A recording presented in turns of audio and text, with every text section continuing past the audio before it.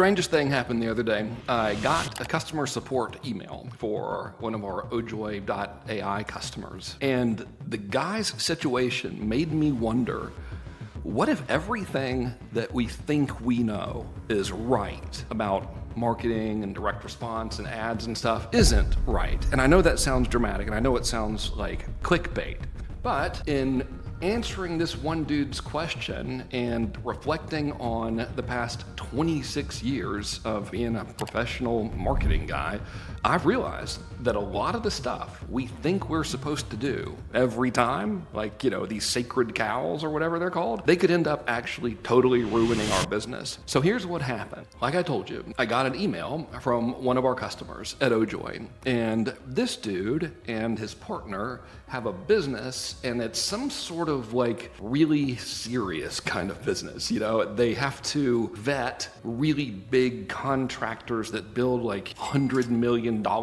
projects to make sure that those contractors are properly insured and all that kind of stuff. And if they mess up, then everything could be really, really bad. So like real serious business kind of stuff. And the guy sends me an email and he's like, hey man, I used Ojoy and it's cool, and I used it to write a long form, hard-hitting direct response sales letter. And you should know that we've never had a marketing campaign that worked, ever. Our entire business has always been from one of two things. Thing number one, people just refer us. And thing number two is people find our website and then they reach out to us. So I'm thinking like, okay, this is pretty cool. And then he goes on to say, now, I want to use this sales letter, but my partner doesn't think we should. Instead, he thinks we should put out a lot of content to position ourselves as experts and yada, yada, yada. And this is where I kind of broke the law a little bit. I mean, obviously not literally broke the law, but I broke the marketing guru law, which is, when in doubt, always go the direct response route. I mean, most people would be like, dude, you need a sales letter. Send out the sales letter. What are you thinking?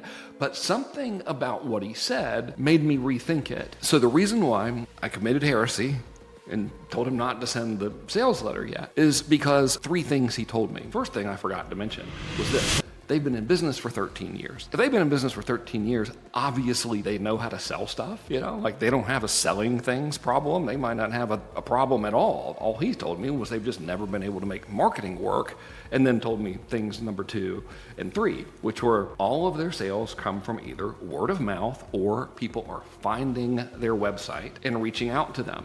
So if we know all of this to be true, then we know that they have a machine that works, that turns people into customers. So if we were to take that long form direct response sales letter that he wrote and just stick it into that machine that's not really broken, we could very well mess up everything. After all, he never said that when people contact us, they don't buy. He never said that they had trouble selling things. He just said they'd never made marketing work before. If that's the case, then what are we supposed to do to help this guy? I ended up telling him that his partner was right. They really should focus on making content, not necessarily to position themselves as being the authority in the marketplace, but instead so they could trigger problem awareness. So if we go back to how my man's getting customers, 2 ways: word of mouth, or people find their website and then reach out to them. Why would somebody find their website?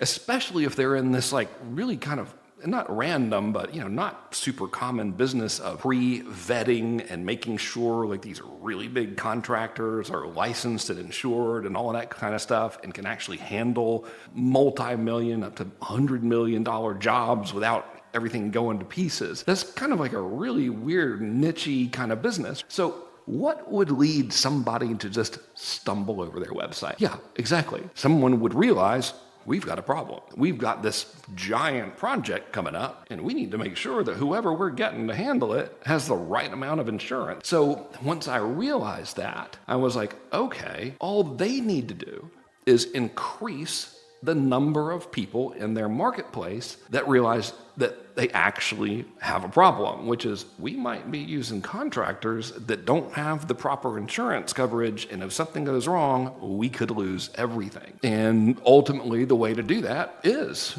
In fact, through content. Yeah, I'm all for a long-form direct response sales letter, but my man never said there was a conversion problem. He's just got a people coming in the door problem. So the content is shown to his target audience, C-suite executives of giant companies that build stuff. And then those people are like, we might need to look into this. And now they reach out to them, and the sales process works like it always has. We're just pouring gasoline into a motor that's already working.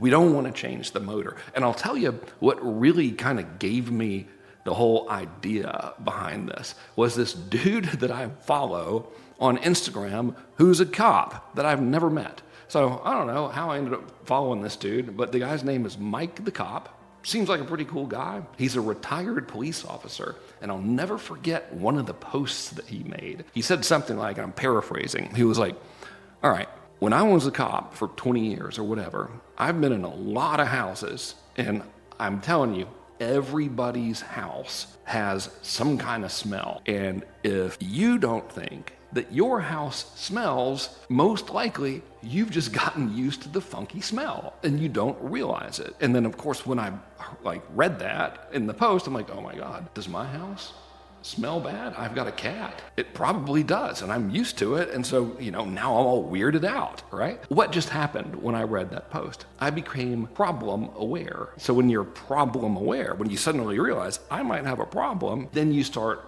looking for solutions. So to put it all into context and relate it back to probably why you're paying attention to this, which is how is this going to help me sell more stuff? The good question to be asking is, what might need to occur in my marketplace's life for them to realize that they have a problem that I can solve? For example, if I sold air freshener or something, I would totally use that story as content that would make people problem aware, that would make the audience go, man, I hope my house doesn't smell bad. And then in my content, I might very casually say, hey, if you're worried about this, you could just try this air freshener or whatever, and wouldn't really even have to pitch that hard. It could just show the web address the whole time. And as long as we kept making a lot of content like that, that made the person aware of the possible problem that man's house might smell, then they're going to seek us out to solve that problem. It's really basic, but as marketing people, we typically want to go straight to the sale. That's fun and everything, but a lot of times people aren't quite ready yet. They don't realize that they need the thing. So you have a couple of ways of doing it. One is to be like, you need the thing, and that works okay. And the other one is to get them to conclude that, I wonder if I need this thing, and then they go check you out, and then your sales process takes over from there. And what's funny is you could actually tell them how to solve the problem in every piece of content that you make, and they would still seek you out so you could solve the problem for them. And let's take that air freshener example, and let's just use AI to see what might make people wonder, does my house smell bad or not? Let's come over here to good old ojoy.ai, shameless plug, and I'm going to ask it, hey, if someone worried about whether or not their house smelled bad, what are some of the things they would be thinking or wondering or worried about? For example, I wonder if my friends think my house smells bad, or do my clothes smell like cat or whatever? Give me 15 or 20 things that someone who could potentially start worrying about their house stinking. That's one of the good things about Ojoy, specifically this tool in it called Project Shepherd, is you can just ramble at it, because it was made for me, and it will actually decipher it. So here we go. And let's add some more here while we're at it. Okay, those are pretty good. Give me some more personal insecurities, and then what are some things that might actually smell really terrible that if you live in the house, you may not notice? So stay factual on this one, but if we were selling the air freshener, we could, of course, talk about pet stuff, and part of the content would be, if you have a cat, has the cat ever used your couch as a litter box or your carpet, and then you cleaned it up and you thought everything was okay? Well, unfortunately, it actually smells like that kind of forever. I bet you could even find research that backs that up. Then we can give them some tips on, okay, here's how to get rid of the cat smell, and then you could pitch your product at the end. But if you're really serious about it and you just want to not have to worry about it, try this air freshener or whatever. Same thing with carpet, all right? So, hey, do you have a dog that comes in the house or a cat or whatever? And do you have any rugs or carpet?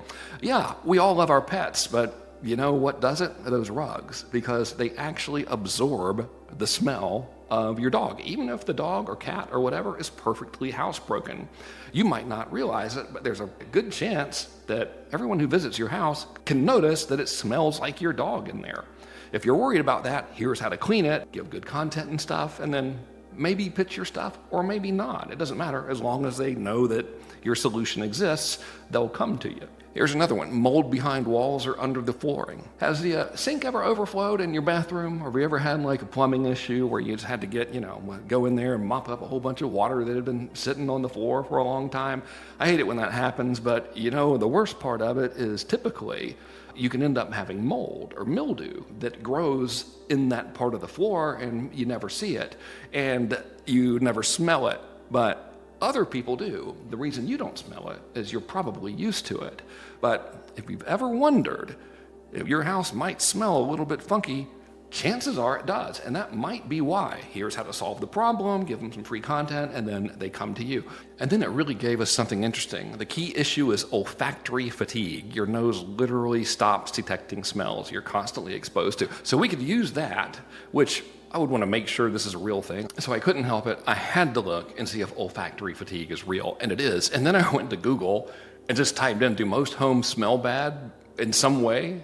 But the people in it can't tell because they're used to it, and it turns out there is. So now, if we wanted to make people problem aware, we could take any of these things they're worried about, or people judging my character based on how my house smells, and we'd be like, hey, have you ever wondered if your house might actually smell bad? And if it does, people that come over think you're kind of gross. Who knows what they're thinking, but chances are your house actually does smell bad because there's this thing called olfactory fatigue. And what it means is you get used to smelling stuff and you can't smell it anymore. And then, according to this stuff over here on the internet, which I'm not going to read, let's just pretend, according to yada, yada, yada, it's super common for most homes to actually smell a little bit funky and for the people that live there not to know because of olfactory fatigue. Now, if you're worried about it, here's some stuff you could do. By the way, air freshener. See? Simple. Now, why on earth would a direct response marketing copywriter, such as myself, be suggesting something so absolutely ludicrous? I'll tell you. If we take any market, let's go back to my original customer, the person who's in that business where they check and make sure people are licensed and insured and, everything won't go down the tubes if something happens while they're building one of these giant projects or something. His potential customers, let's just say that's a market. Within that market, there's a fraction of 1% of them who are ready to do business right now. And then there's probably 60 or more percent of the people in that market that are on the verge of or already starting to maybe think about doing business. Same thing with almost every market on the planet. If you take a giant market, let's say the automobile market or whatever, there's a tiny little subset of people that want to buy the car today, and then there's a giant subset of people that are thinking about buying the car, and they're probably gonna buy the car in a month or so. So what do most marketers do? They write the long form, direct response, hard-hitting sales letter. Nothing wrong with that, but if we show it to them too soon, it's not gonna do us any good. And here's how you can tell. Don't believe me on this one, just Google it and do your own research. It takes, according to a site that I've now forgotten, around 28 touch points for someone to go from thinking about buying something to actually buying something. So when people are considering a purchase, on average, they need 28 interactions with the brand before they end up making the purchase. And an interaction isn't just seeing the logo. It's clicking on the ad, watching the video, consuming the content, or whatever. So if we know this to be true, why would we be sticking our hardcore sales letter in front of the person that's not ready to see it yet? Wouldn't it make sense for us just to put content in front of them that increases their awareness of the problem and further anchors us as being the solution and then nudges them towards our website where we can then, if needed, have a hardcore direct response sales letter? Yeah, of course it makes more sense, especially now, because content, when you use it in advertising, is almost free. It's so unbelievably cheap right now to use content as ads that is irrelevant. And we know that if you stay in front of them all the time and they repeatedly see you, that they'll buy your stuff. And how do we know that it would work? Because it's been proven to work. Almost for 100 years, give or take, maybe 70. Math is not an exact science. But how did the biggest brands in the world get created? Repetition. Like, you're thinking about buying a truck and you see 7 million commercials for the F-150, you're probably going to end up buying an F-150 if you've got any sense. It's really a great truck, by the way. Everybody's like that. It's only worked forever. The problem with it is that the companies that do that and have historically done it had to spend hundreds of millions of dollars to get as big as they are. Like Coca-Cola didn't become super popular overnight, same with Ford, same with, General Mills, Johnson & Johnson, all those things. The good thing is you and I don't have to spend hundreds of millions of dollars anymore because of the internet. So let's go back to the air freshener example, all right? So we're selling air freshener or whatever, and let's say our website has a pretty solid sales letter on it and all that kind of stuff. By no means am I saying don't write sales letters or whatever. I'm just telling you all your sales stuff's going to work a whole lot better if they're already wanting to buy it before they see it. That's what's working for those dudes in that strange, insurance related business I talked to you about at the beginning of what our discussion is right now. People find their website and contact them because they're already very problem aware and they're looking for a solution. So if we wanted to, all right, we could make 40 pieces of content about, making people problem aware about does your house smell? And here's some reasons why it smells and all of that kind of stuff. And we could do the same type of advertising strategy that built Coca-Cola and the biggest brands in the world. But instead of spending hundreds of millions of dollars, we could get in front of our audience for pennies. And I know this because I do it. So on Facebook and Instagram, you can run these types of ads called reach ads. And on YouTube, you run these type of ads called video views ads. And you're not telling either platform to get you a customer or get you a lead. You're just saying, show people this ad. And when you run that style of ads, it's ridiculously cheap and you can get super targeted. So going back to the air freshener example, we could, if we want to, target people in, the United States between 40 and 60 years old or whatever that are interested in pets or that have pets or whatever it may be. And we could start showing them videos, top of funnel videos of, you don't even have to be on camera, telling them about, did you know that olfactory blindness is a thing and your house might stink and oh my gosh. And if they watch that video, they're probably going to be considering, I wonder if my house smells. We can then retarget them with more content for a freaking month for nothing. It costs me personally 11 cents to show one person 28 different ads over the course of 7 days, and that is a retargeted person living in the United States between the age of 35 and 54. That's how cheap it is. So the point is, direct response is awesome, but we shouldn't throw away the stuff that billion-dollar companies got super huge from doing, because we can do it now, and we can do it better than they did. And we have super accurate targeting, and we have the ability to do retargeting. So that is why I committed the crime against direct response by advising that customer not to use the long form sales letter yet. Instead, get more people to become problem aware and let them enter into his sales process that's already working. If you've already got a sales process that works, good old-fashioned content can just drive people right into your sales process for practically nothing. Over half of our customers at ojoy.ai come there by directly typing in the domain name as a result of seeing content like this. How do you like them apples? Works pretty good. All right, that's the end of this one. Hope you found it helpful. Thanks for checking it out. Take it easy.